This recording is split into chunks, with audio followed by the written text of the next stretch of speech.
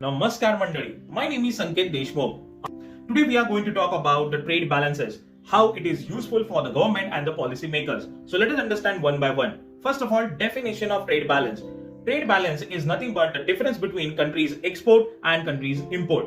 In simple terms, it is the measure of financial scale of trade happening between the countries. So when a country exports more goods and services than it imports, it is called trade surplus country.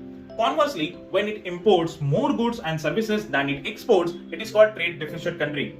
By the way, India is a trade deficit country.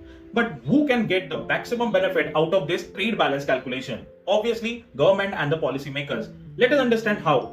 They can find it out with the help of trade balances, the real position of the country compared to the other players.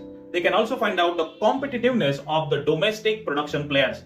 At the same time, they can identify the areas of strength and the weaknesses and find out the opportunities available outside the India for export and analyze the imported goods as data so that they can also find out the possibility of making these products available inside the country. I mean, the domestic players can be boosted.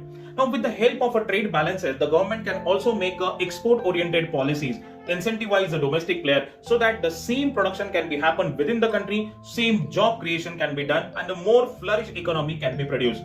So it is much more helpful at the government point of view. At the same time, the entrepreneur should know the real value of a trade balances so that he can make a much more smarter decisions. All the best.